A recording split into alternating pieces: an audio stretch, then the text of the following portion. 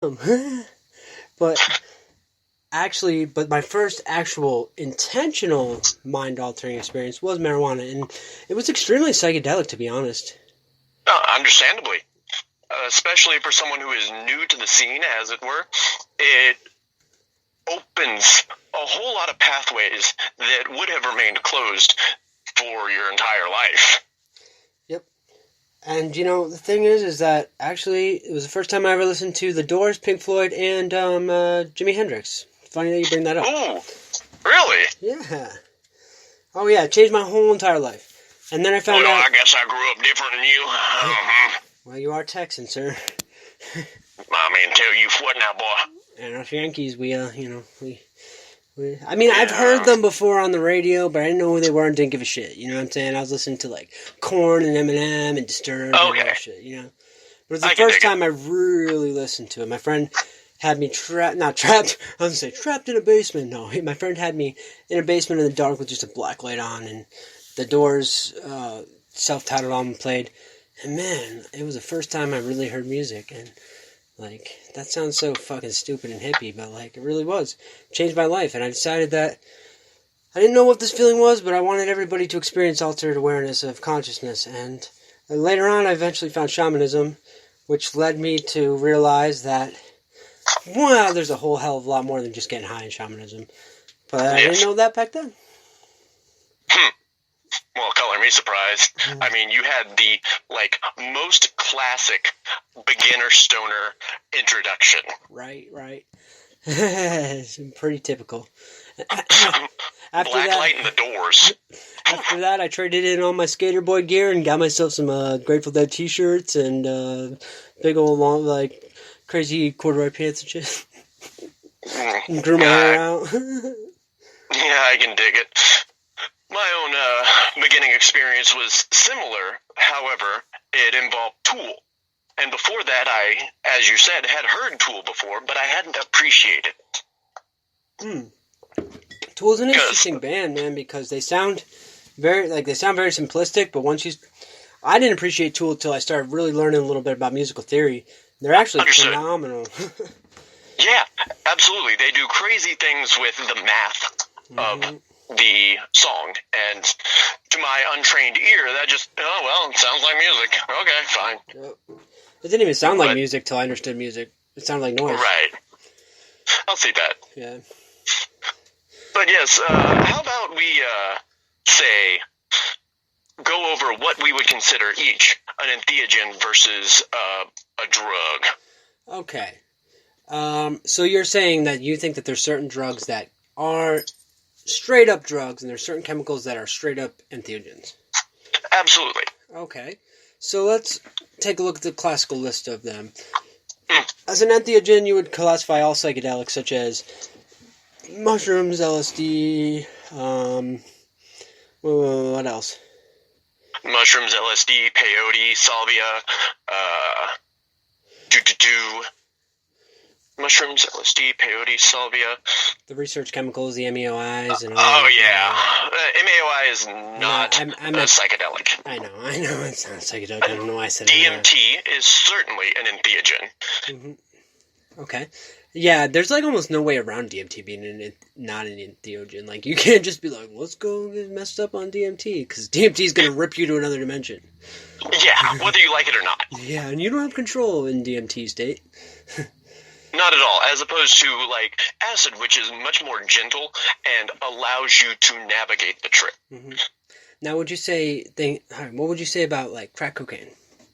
Crack cocaine does a whole bunch of nothing besides allow one to party. Harder. Yep. I can't say I've never done a whole bunch of powder up my nose, but personally I've never fucked with crack. Because, pretty much everyone I've seen who has done it has ended up in a poor place. Yeah, it's not I've tried it once or twice, and I don't think has entheogenic properties myself, personally. Yeah, I can dig it. Crack is whack, all that shit. But how about regular cocaine? Same thing, party drug. Yeah, that's absolutely a party drug, and also a focus drug that can be useful in certain situations, but it should be treated as a tool and not much else. Yeah. So basically we're talking about uppers, amphetamines, and things like that. They are not entheogens. Yeah, pretty much all uppers, as opposed to allowing one to see different, focus you in on a pinpoint. Yeah. Okay, so now let's talk about benzodiazepines, your classical Xanax, things like that. Fucking bartards are not knowledgeable. Nope, you don't gain anything. In fact, you black out generally and forget what even happened. Yeah, it's like, how is that even fun as a drug? Because you don't remember it. I don't get it. I agree. I say the same thing about the opiates as well. Opiates. Yeah. Although Alistair Crowley might beg to differ. I mean, they have a place the same as uppers do upon occasion. They are tools, however, and one should not allow one's tools to grab hold of one. Yes. It's the classic excitatory versus inhibitory gnosis. Yep. Now, let's see. What else are we lacking here? Let's talk about... So we got dissociatives. I think they can be both. Yeah, dissociatives, like, ketamine is space cocaine. Aliens do that shit. Yeah. But I mean, so there's 4 drugs that are classified as that. There's PCP, ketamine, dextromethorphan, believe it or not, and nitrous oxide. Nitrous is fun, but as I was saying, it's a simple party thing, unless one is using it to, like, pop off one's shrooms. I've done that before, and it starts the trip real quick. Yeah. I mean, I don't know much about that. But, I just know that... I know dextromethorphan can be very much used as an entheogen. And I've never done PCP. I did ketamine one time, and not really. But I know that they have the same properties, so I'm going to say that they can be considered entheogens. As someone who has ended up in a K-hole before, I have a rule of 3 when it comes to my usage of drugs. If I try it 3 times and I don't like it, well, I'm not going to flex on it anymore. And when I described it as space cocaine, that's not exactly correct. It's more psychedelic heroin. It'll lay you out flat and put you in places that you don't understand because you are completely and totally separated from your body. Yep. I guess that's why they call it dissociative. Exactly. As such, it can allow one to see things that would not be seen before. However, it should be used very carefully and in very measured doses. So personally, it's not my bag, though. So there's a group of people right now, and I don't know if you're aware of this. Probably not, because you're not so logged in on the social media stuff. There's a group of these pseudo-magicians. I gotta stop using that word. Pseudo-magicians. That's not a word, it's a prefix. Nah, I know. There's this group of magicians who are experimenting right now with diphenhydramine. Are you familiar with that chemical?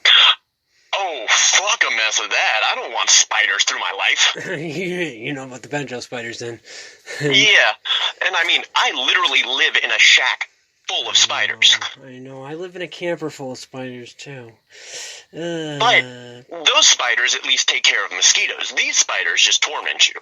Yeah, but, like, that's the thing about it, though. Like, these people, these metaphysicians claim that it puts you in the vibrational state, vibratory state, that you can experience the entities that are in the astral that intermingle with us. So you're able to see etheric entities that are not normally seen. To be quite honest, it sounds Klipothic as opposed to Kabbalic, as opposed to taking you to higher and higher levels of consciousness. It seems to, from what I have researched, put you in terrible places that sound like the Klipoth. It's pretty terrible, the places they bring you to, but it's still pretty entheogenic if you're communing with entities outside your vibrational frequency, isn't it? I mean, I'll see that, but my demonolator friend, not a member of my cult, just a friend, I've discussed this with him, and he said, basically, don't. Because those are the bad guys. Don't flex on that. Oh, no, but you shouldn't flex on it. But we should understand it. We need to understand the etheric and the entities that live in it, because I am of the opinion that the entities that live in the etheric influence our lives. Understood. As someone who flexes on that business oneself, I just stick with things that are more solid, or rather, let me rephrase, things that are more even-keeled than demons, which, well, what do? They look at you and they see a plate of fresh meat. Yeah, they do. But yeah, that's a topic for another day. Oh, absolutely. But we gotta listen to some more music, because this is music for Discordians. So this song right here is called Tinkerbell by Queen Wolf. You're listening to Eris Radio.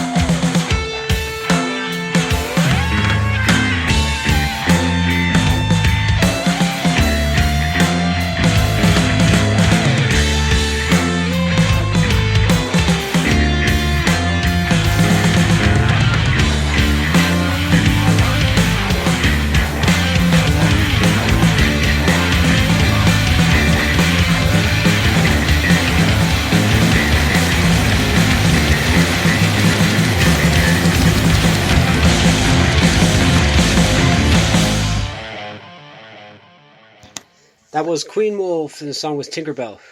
And we're going to have Queen Wolf on the show again pretty soon here. We were supposed to do it last weekend, but we had some technical difficulties, so we're going to try to get them on again this weekend. They got their lead singer is they've got a whole new lineup of people. So we're going to talk to them about that. Talk to them about how they did Frankenstein. They did the music for a Frankenstein thing. It's pretty cool. It's kind of like Peter and the Wolf style, like orchestral type thing with Queen Wolf slant on it. Anyway, but yeah, they're coming out with a new album. So, hey, check out Queen Wolf on Bandcamp. Alright, Saturday. So we're going to discuss your experiences with entheogens and also your experience with non